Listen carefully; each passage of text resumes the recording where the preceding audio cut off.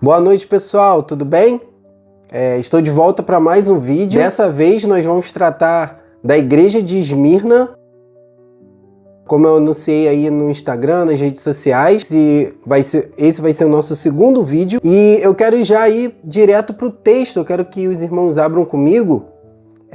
Na carta à igreja de Esmirna, Apocalipse, capítulo 2, tá? Do verso 8 ao verso 11. É um texto muito conhecido, mas eu gostaria de estar analisando com os irmãos alguns pontos interessantes, tá? O tema que eu coloquei aí foi fiel até a morte, ou fiéis até a morte, tá? A gente vai estar analisando a igreja de Esmirna por uma perspectiva de uma igreja fiel em tempos de tribulação, em tempos de luta. E a gente vai estar fazendo algumas análises e aplicações também demonstrando o contexto dessa igreja, tá bom?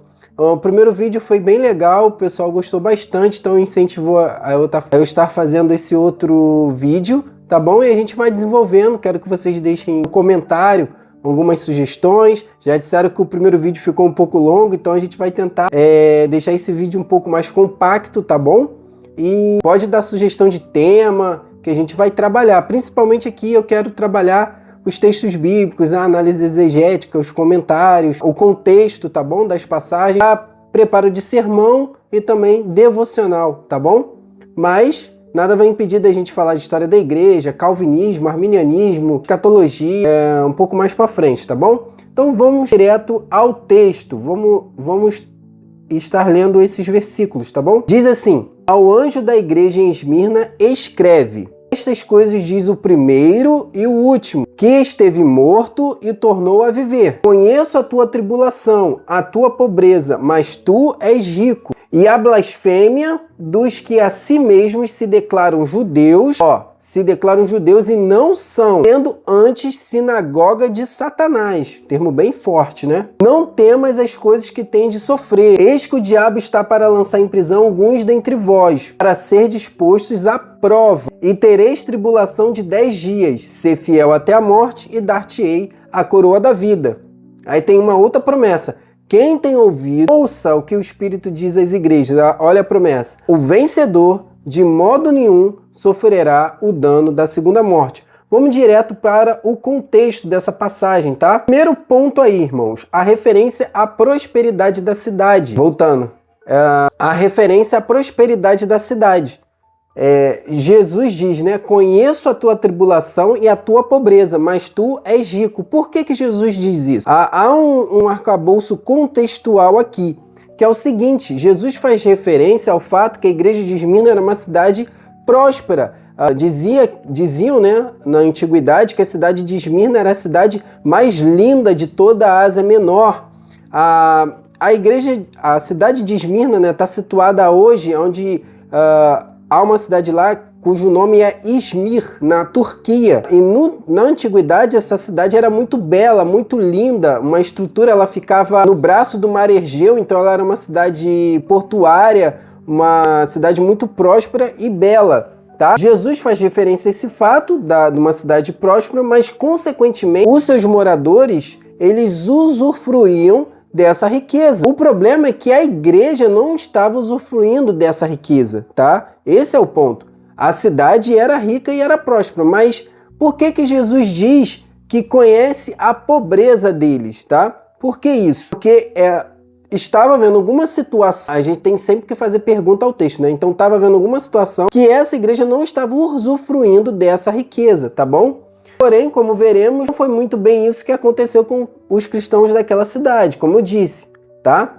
Esmirna também era reconhecidamente, além de uma cidade muito bela da Ásia Menor, ela também era uma cidade portuária, uma cidade com uma economia muito forte. Por isso que ela era próspera, né? Além de bela, ela era próspera. Havia até uma moeda que circulava naquela época, né? Que tinha os dizeres, né? A primeira cidade da Ásia em beleza e tamanho, tá bom? A cidade de Esmirna não era a maior, nem a mais próspera, nem a mais rica, mas ela era uma cidade bela e bonita, bela e rica, próspera, tá? Além disso, ela tinha 200 mil habitantes, que para a época era muito grande. Por exemplo, Éfeso era a maior cidade daquela época, e Éfeso tinha mais ou menos 500 mil habitantes. Esmirna tinha 200 mil, então assim, era menos da metade, mas era uma cidade muito grande também, tá bom? Uma cidade com uma estrutura muito interessante. Além disso, o fato da prosperidade de Esmirna não é só por causa dela ser uma cidade portuária interessante,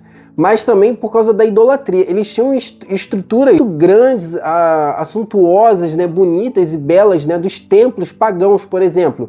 Tinha templo de Zeus, Apolo, Cibele, tinha o templo de Afrodite. É interessante que em uma extremidade tinha um templo gigante de Cibele e em outra extremidade da cidade tinha um templo a Zeus também muito grande. Tá?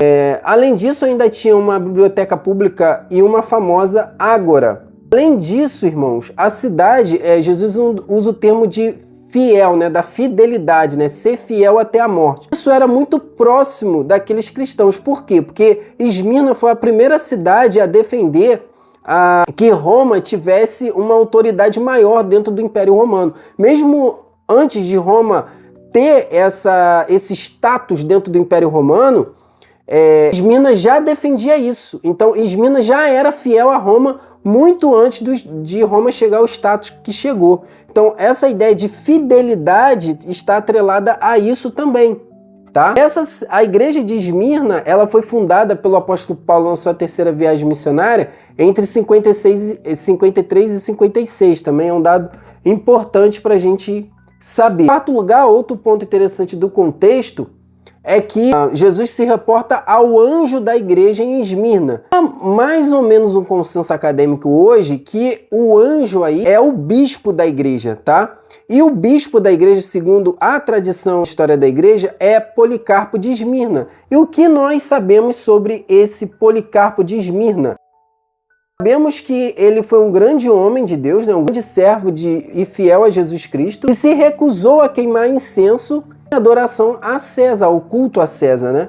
Por esse motivo ele foi preso, sentenciado e queimado vivo no anfiteatro de Esmirna. É interessante que esse culto a César, que Policarpo não quis fazer como outros cristãos, por exemplo, Inácio de Antioquia, que era amigo de Policarpo de Esmirna, que por sua vez, Policarpo de Esmirna era discípulo direto do apóstolo João, tá bom? Para quem não tem essa informação. Policarpo de Esmirna, nessa época, os cristãos tinham que, depois de queimar o incenso a César, eles tinham que assinar um termo, tá? Que eles tinham feito essa adoração a César. E os cristãos estavam se recusando a esse compromisso, claro, fidelidade a Jesus Cristo. Por isso eles estavam sendo sentenciados à morte nos anfiteatros, Coliseu, enfim, mais à frente. Fora as torturas terríveis. Para os irmãos terem noção do tamanho da tortura, as pessoas nessa época eram colocadas dentro de touros, né, de metal, uns touros de metal, e acendia-se uma fogueira, né, debaixo desse touro e a pessoa ficava lá cozinhando dentro daquele touro, né, para você ver o tamanho da tortura por não adorar a César, fora as outras torturas e mortes que aconteciam nesse tempo, tá? Então, a perseguição, eles enfrentavam muitas perseguições, como eu disse, e um dos motivos interessantes dessa perseguição é que, como lemos, né, vamos voltar lá ao texto, diz assim o texto, né? Conheço a tua tribulação, a tua pobreza, mas tu és rico, e a blasfêmia dos que a si mesmos se declaram judeus e não são, sendo antes sinagoga de Satanás. Ó, não são judeus, sinagoga de Satanás. Por que Jesus diz isso? Porque nessa época estava havendo muita perseguição contra a igreja daquela localidade por causa das injúrias, mentiras levantadas por alguns judeus, que Jesus chama de sinagoga de Satanás. Eram falsos judeus mentirosos, caluniadores da igreja. E eles entregavam os cristãos que não estavam adorando a César, fora as muitas mentiras que eles inventavam, tá bom? Esses judeus inventavam mentiras para denegrir a imagem da igreja naquela cidade, por isso havia também muita perseguição. Tendo esse contexto em vista, a gente vai direto para o texto agora, tá bom? Não sei se eu vou conseguir fazer um vídeo mais curto, mas tô tentando, irmãos. Ao anjo da igreja em Esmirna escreve: essas coisas diz o primeiro e o último, o que esteve morto e tornou a viver, tá? Aqui Jesus faz alusão à sua autoidentificação como Deus. Sim, como Deus, irmãos. Porque ele falou exatamente nos termos isaianos. Por exemplo, Isaías 46 diz o seguinte: sim, diz o Senhor, Rei de Israel, e seu Redentor, o Senhor dos Exércitos, eu sou o primeiro, Eu sou o último e fora de mim não há Deus. Jesus usa essa mesma nomenclatura para se auto-intitular e chamando para si mesmo, rogando, né, a sua divindade. Além disso, dessa forma, ele se apresenta como Deus ao seu povo. Não somente isso, mas ele declara também, irmãos, em segundo lugar, a sua vitória sobre a morte, tá? Então aqui, irmãos, o primeiro ponto que eu queria abordar com os irmãos é que a morte não é o fim, ainda mais se tratando do nosso Senhor Jesus e de suas palavras. A morte não é o fim. Por quê? Porque ele foi morto, mas ele reviveu. Diante da tribulação e perseguição que esses crentes enfrentavam em Esmirna, saber que o próprio Deus, na pessoa de Jesus Cristo, estava com eles era motivo suficiente para eles perseverarem. Jesus estava dizendo, Jesus, o Verbo encarnado, eu estou com vocês até o fim. Da mesma forma que eu venci a morte, vocês também irão vencer. Amém? Então, o fato de Jesus rogar a sua divindade, rogar a sua morte, a sua vitória sobre a morte, é um refrigério, uma força, uma coragem, é um gás que a igreja precisava para enfrentar as tribulações e perseverar, ter esperança e fé em Jesus Cristo, tá? Ou seja, o que era a morte diante da promessa da coroa da vida preparada para aqueles cristãos, tá bom, irmãos? O fato de Jesus ter voltado a viver é a prova incontestável que nossos pecados foram perdoados e, consequentemente, a morte agora não tem mais poder sobre nós. Além disso, a ressurreição de Cristo mostrou que definitivamente a morte não é o fim. Jesus venceu a morte, Jesus ressuscitou, por isso nós temos vida, temos esperança, nós podemos perseverar. Tá? Por Jesus ser o dono da vida, podemos perseverar. Por Jesus ser o dono da vida, nós podemos ter a coroa da vitória. Por Jesus ser o dono da vida, ainda esperança. A morte não é o fim. Por Jesus ter vencido a morte, nós podemos obter a vida eterna, tá? E nessa noite, a voz desse primeiro e último ecoa dentro de nossos corações, dizendo para nós que aquele que venceu a morte está conosco até o fim, para que nós possamos assim perseverar. Amém? Dessa forma, o sofrimento não é o fim, pois aquele que esteve morto, mas reviveu, tem a última palavra sobre a minha vida e a sua vida, querido. Vamos avançar mais um pouquinho? É interessante que nessa perspectiva, já a ponto de morrer, né, Policarpo de Esmirna, antes um pouco de morrer, é feita a proposta de novo para ele negar o nome de Jesus. Ele diz o seguinte: durante 86 anos da minha vida, eu servi a Jesus e ele nunca me fez mal algum. Como poderia eu blasfemar agora pelo meu Rei e Salvador? Que coisa linda, né, irmãos? Um homem de 86 anos perseverando até a morte. Jesus ainda diz: conheço as tuas obras e a tua tribulação e a pobreza, mas tu és rico. E a blasfêmia dos que dizem judeus e não são antissinagoga de Satanás. Interessante que ele diz, né? Conheço a tua pobreza. Irmãos, em segundo lugar, além da morte não ser o fim, a riqueza. Nós temos uma riqueza, irmãos, que o mundo não vê. O mundo não pode ver essa riqueza. Só aqueles que realmente confiam em Jesus, foram salvos mediante a fé em Jesus Cristo, conseguem enxergar essa riqueza. Essa verdadeira riqueza. A palavra tribulação realmente significa viver sobre extrema provação, sobre extrema pressão. É interessante que Jesus usa o termo pitoqueia para se referir à pobreza dos esmirniotas. Pitoqueia está atrelado à mendicância, tá, irmãos? É uma palavra em referência à mendicância, ao mendigo, né?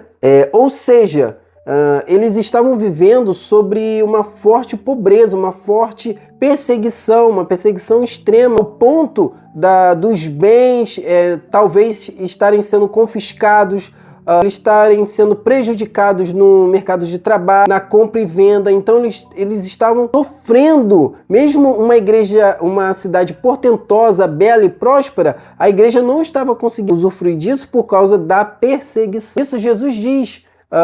Por mais que vocês sejam pobres, por mais que eu conheça a pobreza de vocês, pitoqueia, vocês são ricos. Rico em sentido, irmãos. Rico, eles têm a riqueza que o mundo não vê, eles têm a riqueza eles têm a riqueza espiritual, tá? A perseguição era tão grande nessa época, irmãos, que há relatos que do Monte Pagos, que ficava em Esmirna, certa feita, 1.200 cristãos foram arremessados lá de cima. Em outro momento, 800 cristãos foram arremessados lá de cima. Triste, né, irmãos? A perseguição contra a Igreja de Cristo. Mas nós ficamos alegres porque esses cristãos permaneceram fiéis até a morte. Mesmo as sombras da perseguição, eles brilhavam na luz de Cristo. Para o mundo, eles até eram pobres por fora, mas a luz da revelação de Cristo, eles abundavam em riqueza espiritual. Eles tinham a riqueza que o mundo não vê, as riquezas conquistado por Jesus na cruz do Calvário, em sua ressurreição e ascensão. Jesus, ao ascender, distribuiu dons aos homens e nos deu bênçãos e riquezas nas regiões celestiais. Amém, irmãos? Os homens podem até tocar nos nossos bens, irmãos, materiais, mas ninguém pode arrancar de nós a nossa coroa, a coroa da vida.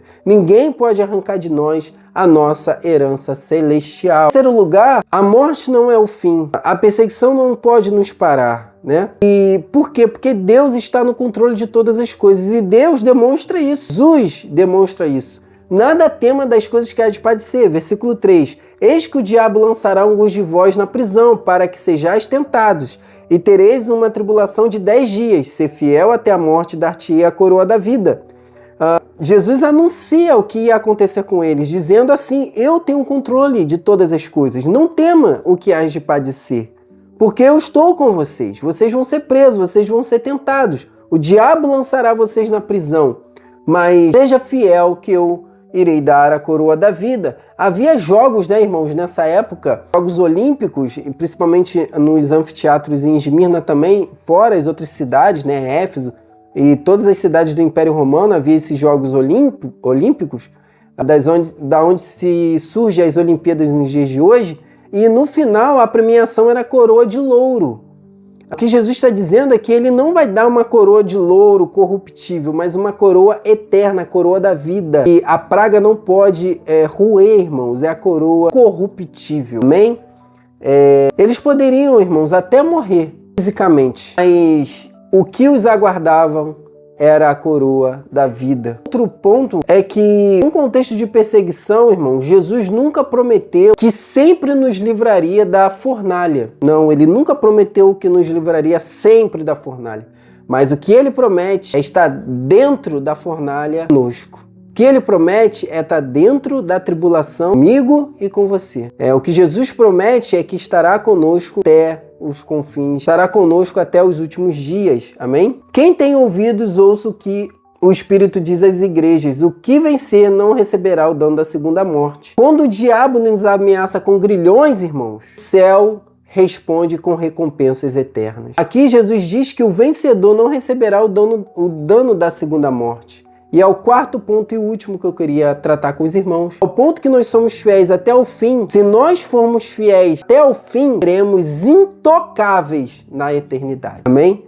Se formos fiéis até o fim, aqui, seremos intocáveis na eternidade. Ao vencedor é dada a promessa de não ser afetado pelo dano da segunda morte. A primeira morte significa o falecimento físico de alguém. A segunda morte é a eterna separação de Deus. O que Jesus promete aqui é que os santos podem sofrer a pior morte física nas mãos dos seus perseguidores. Nunca sofrerão a separação eterna de Deus. Pelo contrário, viverão por toda a eternidade, onde não haverá mais choro, lágrimas, dor, angústia ou mágoa, nenhuma perseguição, dor física, nada. Jesus enxugará as nossas lágrimas. Jesus estará conosco para todo sempre, com a glória. Amém? Muito obrigado pela oportunidade, que Deus abençoe vocês e que vocês venham compartilhar esse vídeo, deixar o like, se inscrever, tá bom, irmãos? E assim vocês incentivam o canal a crescer, a eu bolar outros vídeos. Aos poucos eu vou me soltando, né?